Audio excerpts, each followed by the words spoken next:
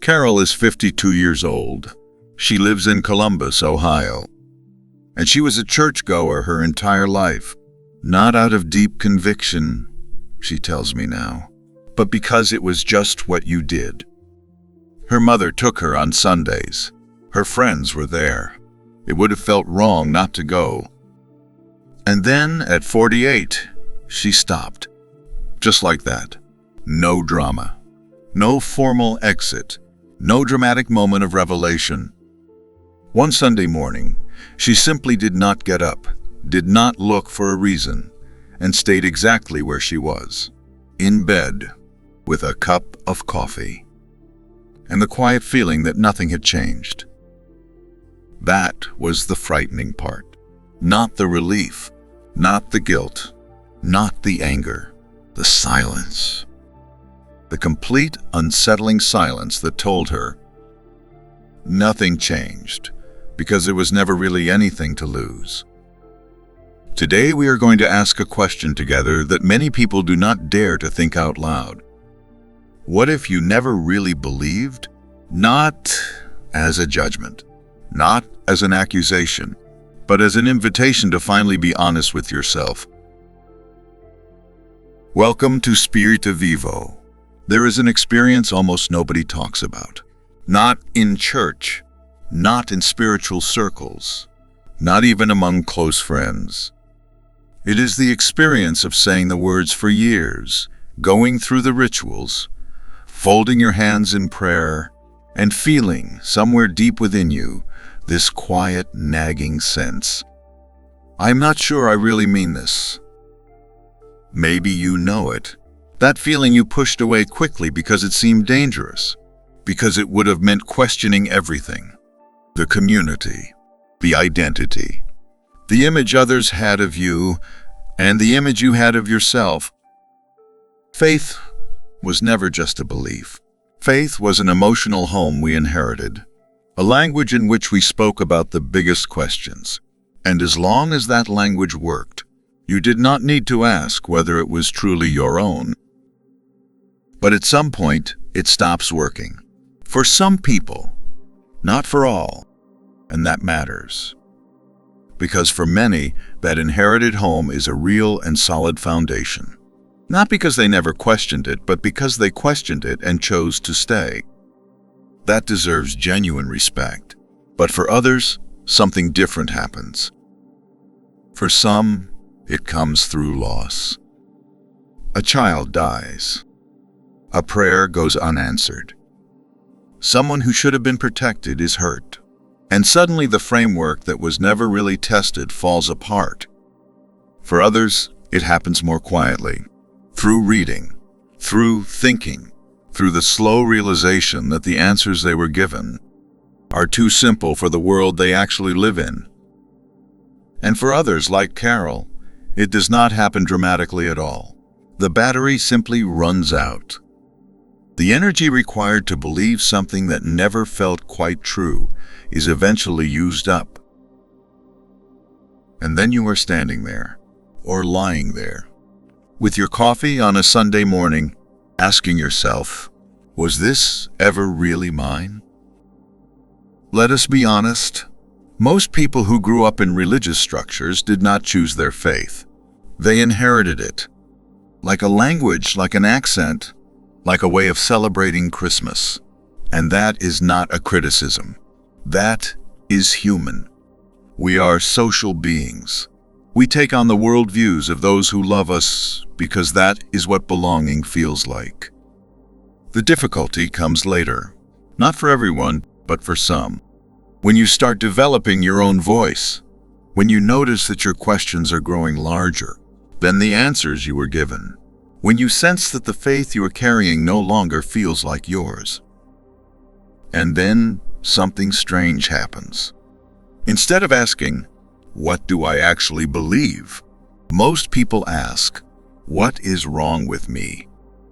They think the discomfort is a flaw, a spiritual deficit, a sign that they are not faithful enough, not devout enough, not good enough. But what if the opposite is true? What if the discomfort is not a sign of weakness, but of honesty? What if the moment you stop believing something that never felt true is not the moment of failure, but the moment of waking up? Carol told me how she moved through the weeks after that Sunday morning with a strange sense of emptiness that slowly, very slowly, transformed into something else. Not peace, not yet, but curiosity.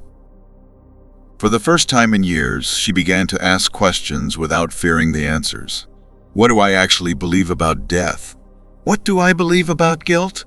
What do I believe a good life looks like? Not what she was supposed to believe, but what she, Carol, truly holds to be real at her core. That sounds simple. It is not, because we live in a world that constantly tells us what to believe. Religion can do that, but so can atheism in its own way. Even there you can hide behind rationality, behind science, behind the comfortable feeling of having seen through everyone else's illusions. Real faith, if we want to use that word at all, does not begin with an answer. It begins with the willingness to sit with the question. What does this mean in practice? What do you do with this realization? If you notice that your faith or your disbelief was never really yours, first, do not rush. The temptation is strong to immediately find a new system, a new spirituality, a new philosophy, a new community, something to fill the gap. But the gap matters. The gap is the space where you can finally be fully yourself. Sit with the uncertainty, not as defeat, but as practice. The great wisdom traditions of the world, from Buddhist teaching to Christian mysticism to Jewish philosophy, all know this state. They have different names for it. The dark night of the soul, not knowing, the via negativa, the path that leads not through answers, but through the honest endurance of questions. And then, slowly, begin to explore. Not to find a new truth you can adopt wholesale, but to discover what already resonates within you. What feels real when you are alone, when no one is watching? When you do not need to perform. Carol did that. She reads now. She meditates sometimes. She goes out into nature and allows herself to simply be in awe without needing to sort it into a system. She has no answers, but for the first time she has the sense that the questions are truly her own. And that, I believe, is the beginning of something real. Before we close, I want to say something that matters to me. This episode is not a criticism of religion. It is not a criticism of church, of faith, or of community. There are people who live deeply rooted in their faith, who have questioned it honestly, and who have recognized it as their own. People for whom the church is a true home. People for whom faith carries them, nourishes them, and gives them direction. That is real. That is valuable.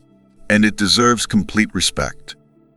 This episode speaks to those who sense that their path is different, or might be, not because the path of others is wrong, but because every person must walk their own path in order to truly arrive.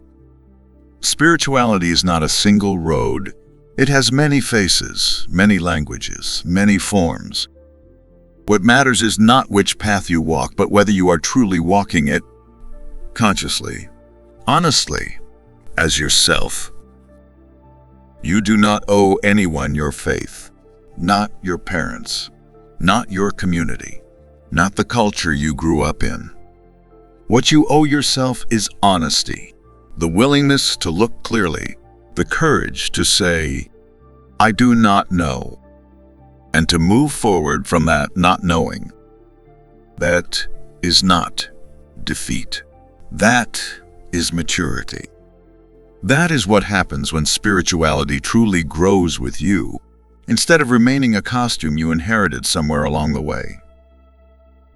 Carol said something to me at the end of our conversation that I have not forgotten. She said, I always thought faith was something you either have or you do not have. Now I think faith is something you work toward, not through conviction, but through honesty. Maybe that is your next step too, not to find a new answer, but to finally ask the old question, really ask it as yourself. This is Spirita Vivo. If this episode moved something in you, share it. There might be someone in your life who needs to hear this right now. Until next time, live lightly.